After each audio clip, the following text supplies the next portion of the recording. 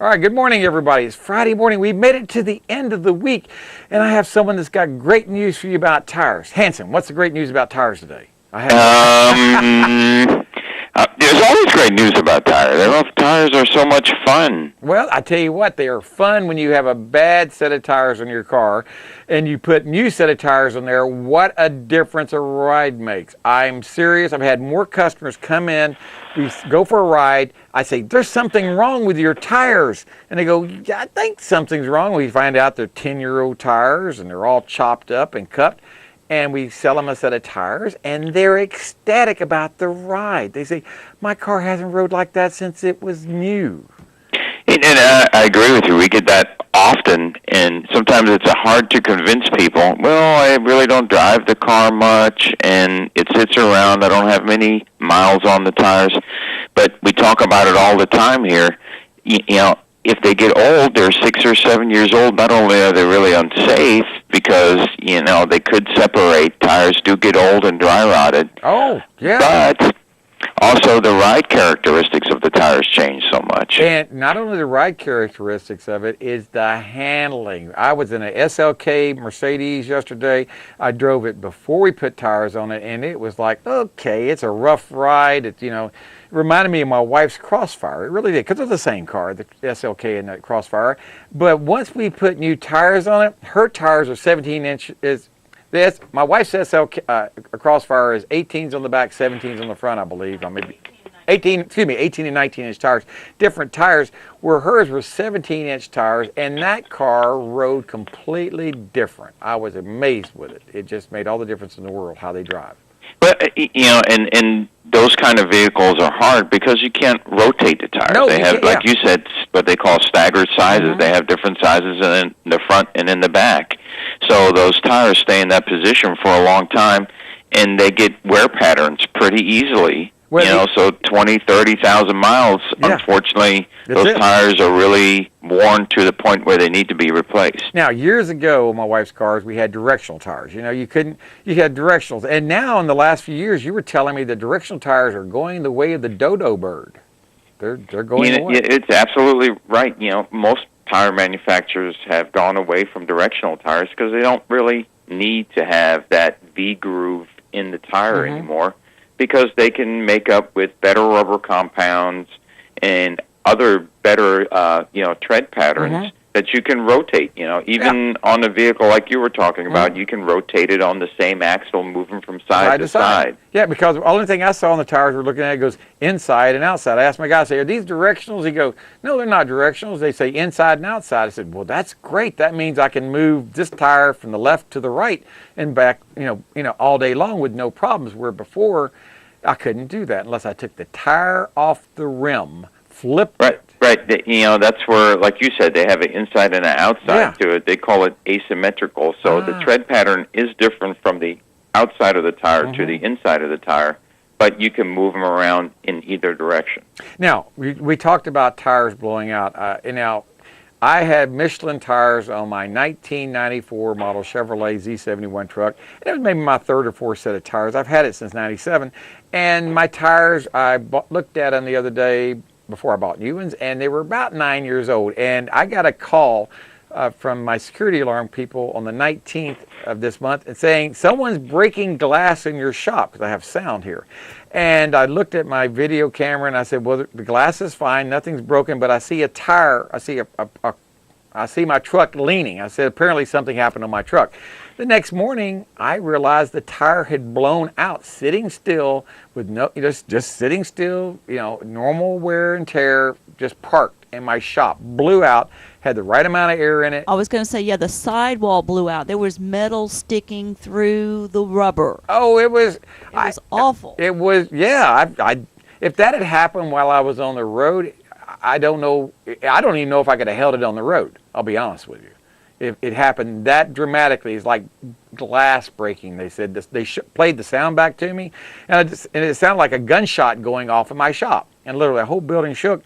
And if that had happened on the highway, that could have caused a catastrophic damage. So we tell people, if you've got tires that are more than 5 years old, you're on borrowed time. Well, we talk to people every day I see it that, hey, air this old tire up for me. And I go, no, that tire is 8 years old. And like you described, something catastrophic like the sidewall blowing up while one of our technicians is airing it up. Yep. It could kill him, unfortunately. Yes, sometimes we go, no, this tire is 8 years old. It's really not serviceable anymore. Right. After seeing that happen, I'm to the point where I'm not going to fill up any tires that are old like that. Because we've already gotten that way when it comes to bicycle tires. People come in here and want us to fill their bicycle tires up. We just hand them the air check and say, you fill it up, because if I blow that tire up, I'm not going to fix it. You've had that same experience. Same experience. And I'm like, if you want to air it up, you can, have at it. But I've blown out a couple of tubes in my lifetime, too. I learned a long time ago, they want air in their bicycle, just hand them the air check and say, you put air in the tire. If you blow it out, it's on you, not me. I'm not going to do it. Because no good deed goes unpunished, I found out, when it comes to putting air in tires. If I am putting air in a tire and the car is on my lot and the tire is not blown out and the car came in here blown out, not blown out, and it can't leave with a blown out tire, I'll be responsible for it. I've had that happen where we had to put tires on a car. It wasn't our fault. The tire just blew out while the car was here. That happened a few years ago, but I didn't realize maybe 10, 15 years ago what caused it until the last few years, as I've been talking to you, that tires, once they get more than 5 years old, it's not a matter of if they're going to blow out, it's a matter of when they're going to blow out. Yeah, and we try to inspect the tire to make sure not only we see the date, but also if it's worn or if it has any other kind of damage to it.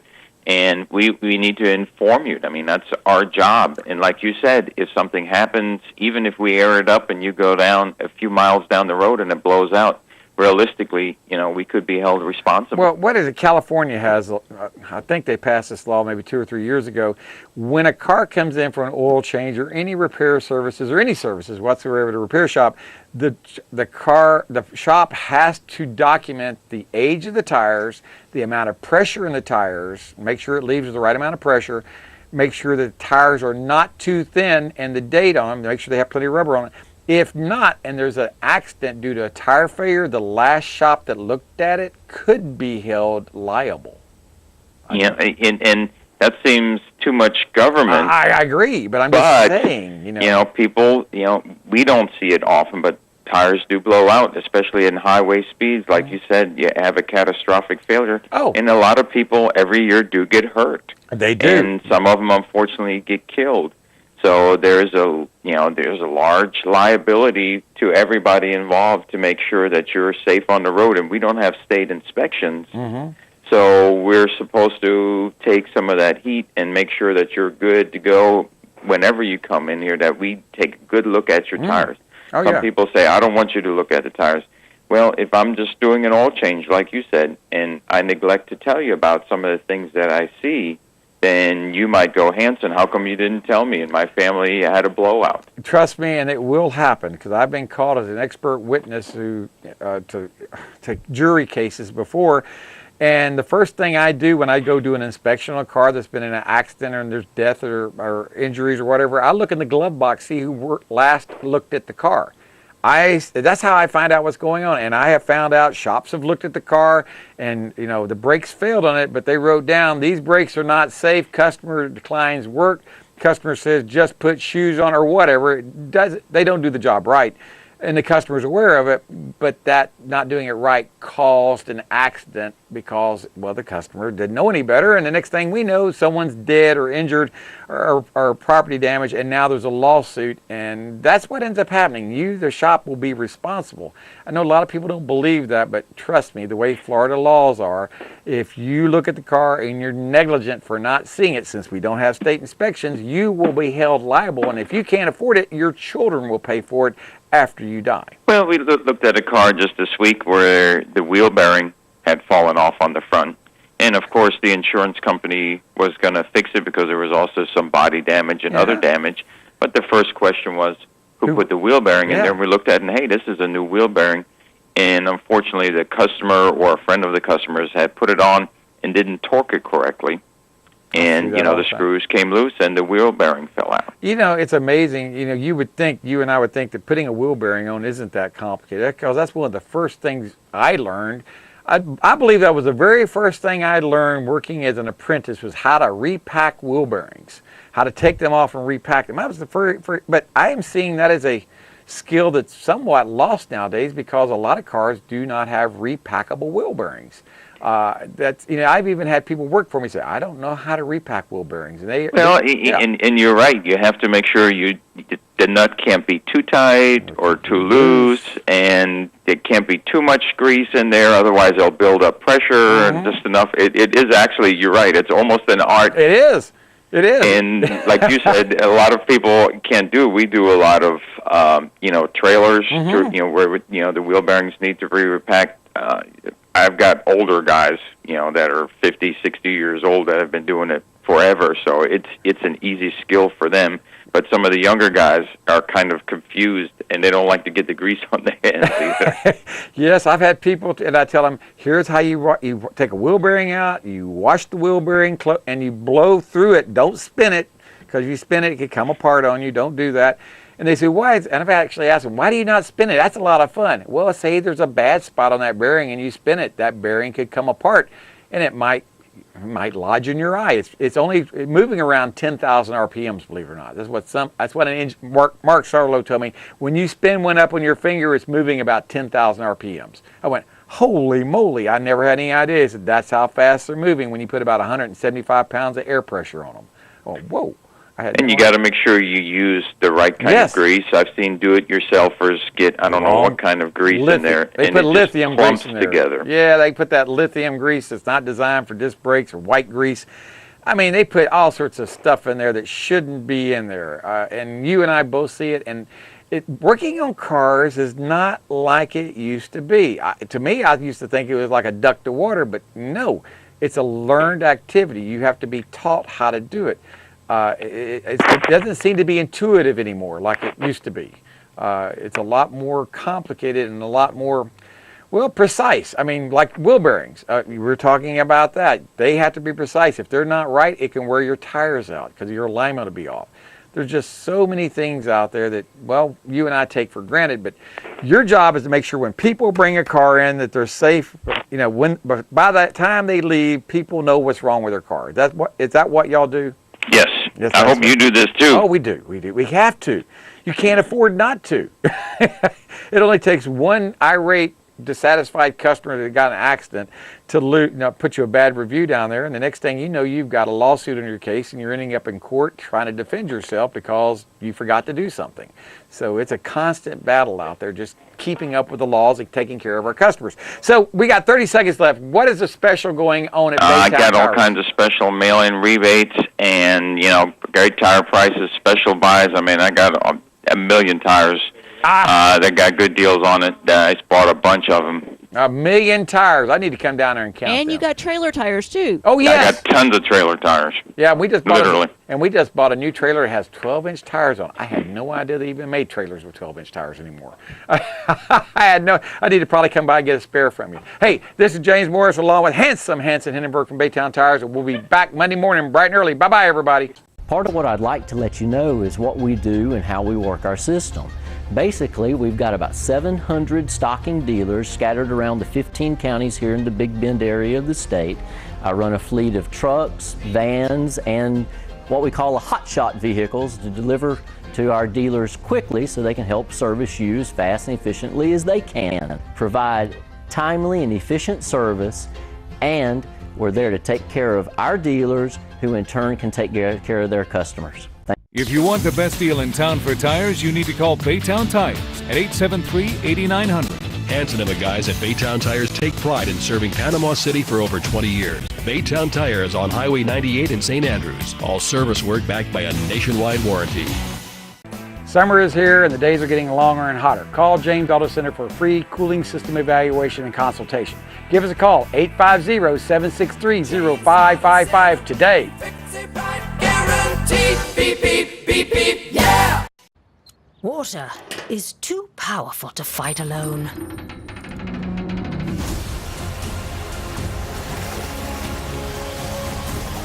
Mr. Router Plumbing. Sink, shower and toilet emergency drain services. All right, good morning, everybody. This is our final segment of our show this week, and I got Mark Sarlo calling all the way from La Junta, Colorado. Mark, how are we doing this morning, sir? Well, we are hot, and I do hear down there you not only have hot, but you have humid. Well, yeah, but it's normal. We're used to it. I know if it had 100% humidity where you live, y'all would be dying. Yes, because yesterday it was 113. Wow, 113 with a humidity factor of what, 40, 50? What was it? Yeah, probably 30 or 40. Yeah. And last night at about 8 o'clock, it was still 103. Wow. Well, speaking of... I know when I woke up this morning at 4 o'clock to go get the newspaper, the driveway was still almost too uncomfortable to walk on barefooted. That's how hot it still was from last night. But speaking of hot, air conditioning, it seems to be on everybody's mind. And something I'm stumbling into, we talked about air conditioning last week, is we're seeing a rash of failures on a Nissan compressors. And I called the dealership and said, is there a recall on this? They said, no, just join the club. We got 7 on back order right now. And we're talking about cars that are 3 years old. And what it is the swash plate won't move. And it's a variable displacement compressor. And it's stuck where it's barely making enough pressure. You got a high side of 100 pounds and you got a low side of 80 pounds. You would think. Oh, boy. Yeah. Just not moving refrigerant. No, not moving at all. When I first saw that problem, I said, it must be an expansion valve problem. I said, okay, no big deal. Put an expansion valve on. It's easy to get to. Same problem. And I started doing more research on it. I went, uh-oh, this is a variable displacement compressor, and the swash plate's not moving the same. And that's been around for a very long time. And I guess the reason they made that is to keep the compressor from kicking it off and on all the time, so the compressor stays on. It just doesn't pump that much when it doesn't see a need. Am I saying that correctly? Is that how that was designed? Okay. Yes, that was the goal, is if we could keep it running and not turn it on, then off, then on, then off, it would be better for its life. And as you said, the way that we did that is by changing the amount of refrigerant that it moves. So on a cooler day, it would be on, but just not moving a lot of the refrigerant. Therefore, you would have okay cooling. On a super hot day, it moves more refrigerant. Therefore, it cools more. And like you said, the main thing is just, can we keep it running all the time, which keeps the circulation of the lubricants and that type of stuff. And it's in theory, it's a wonderful situation. And when it works extremely well. I mean, it does. But when it tears up, it gets rather expensive. And customers are kind of upset when they have a 3-year-old car right out of warranty that they're failing. And like I said, I called the dealership and they said, well, we got 7 right here on back order that we're waiting on too. And I'm going, this seems to be a common problem. And there seems to be no recall on it or any technical service bulletins to help the consumer out. And I got a feeling that's going to bite Nissan in the hiney if they don't do anything about it, because, well, when the dealership starts complaining about this on cars that are 3 and 4 years old, there's something up. There's got to be. And the only thing I can think of is just wasn't engineered correctly, or something's defective in the way that compressor works. And I was just wondering what your viewpoint is. Yeah, and it's interesting how that comes about. I do not, so this is a key, right. I do not know the exact details, right. But let me tell you how it works. Okay. So we engineers are told that the future vehicle, so we're usually working on these 2 or 3 years in advance. So let's say in the 2018, in about 2014 or 15, we're nailing down the final details. And somebody tells us, this is how much glass load you'll have. This is how much heat load. This is how many people. We're going to put this much insulation, so you're going to have this much radiant heat. And so we're able to do the calculations, and we design the system to fit those calculations. Now, let's just say that we came up with a system that was $1,000. And I don't mean $1,000. Let's just say 1,000 BTU per every minute and a half or something. It doesn't matter. Just a number, 1,000. So it gets closer to production time, and one of the marketing people says, well, we're going to trim a little bit of the size on the inside. So right away, the bean counters go, aha, it's smaller. What we want you to do is make your air conditioner smaller. And we go, well, you don't really understand. It doesn't quite work that way. And they go, well, just make everything smaller. So make the condenser smaller, do this smaller, use less refrigerant, use less oil. Because if you're making 1 million cars and you use 1 ounce less oil per 1 million cars, that's a lot of oil. Yeah. Or if you save 5 ounces of refrigerant, 134A refrigerant, per vehicle for 1 million, that's a bunch. Yeah. So that is how it happens. So we'll design something, get it proven, and then the bean counters become engineers, and they say, oh, well, all you need to do is make that smaller. And so we say, it doesn't work that way, we really ought to test it, and they go, close enough, you're just engineers.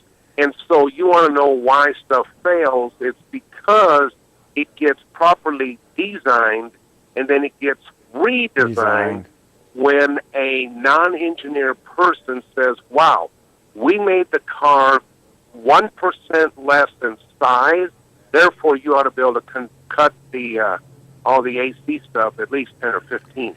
Now, if I'm not mistaken, didn't Toyota have the same problem with sludge buildup on the Toyota Siennas because the bean counters decided they couldn't sell a car that needed synthetic oil changes every 6,000 miles to the soccer mom, and that they close. It was actually marketing. Oh, marketing.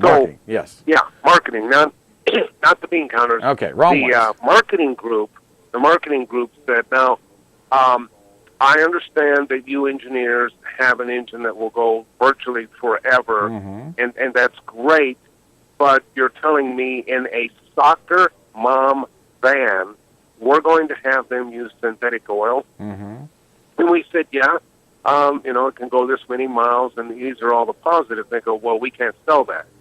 And so they just said, we're going to have the manual that goes in the glove compartment written that says, you can use conventional oil on oil changes. Right. And we said, this isn't going to end well. You're going to eat a lot of engines. And they said, well, how many engines do you think that will eat under warranty? And we said, gee, it could be anywhere from here to here. And they said, we'll take the chance. Wow. Now, let me ask you a question. Now, that Toyota engine, and it has doesn't that one have variable valve displacement in it, if I'm not mistaken, variable valve timing? You mean that model year way back then? Yes. Did it have that? I don't remember if it did, but boy, if it did, that made it even worse. Well, that's what. So the question now, just about every car made today, 18, is either direct injection and variable valve timing. Those two things. I can't think of any car out there that doesn't have variable valve timing, and yet some of these cars are not calling for synthetic oil. And I was just wanting to know, I'm telling people, if you have variable valve timing or you have a direct injection engine, you must run full of synthetic oil or you'll get through warranty, but not much more after that before you have a problem. And I just wanted to know. Right, and so once again, let's go back to the marketing end of it.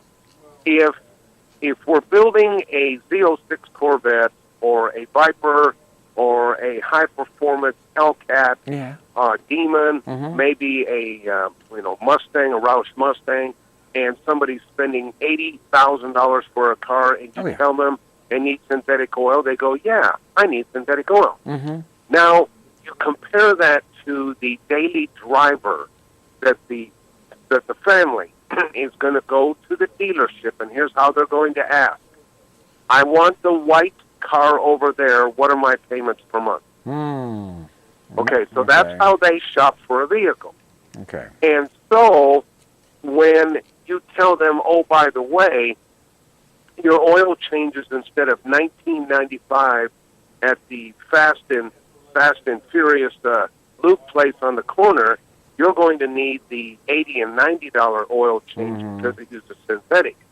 They're going to immediately drop that vehicle like a hot rock and go over to the other one that's also $199 a month that allegedly doesn't need those $80 and $90 oil changes. So marketing has a big say in it, and again, they override all of the data, which always used to amaze me is we as engineers were paid reasonably good dollars to generate all of this factual data, only to have it thrown away by the marketing group who said, yeah, that's really nice, let me pat you on the head, and we're going to do this anyway. So I guess some people in marketing think that physics and science, I guess, aren't important. Not when it comes to making decisions. I guess they make their decisions on feelings, not fact. Is that? Yeah, no, they do make it on facts. Here's the fact. Oh. And the fact that they say is that you can make it as good as you want it, but if I can't sell it, you're not going to make any more of them. Yeah. I guess you got a point there. I guess it's all about marketing. marketing. So it's all about can I sell it versus we know that's what you need, but you can't have it because I can't sell it that way.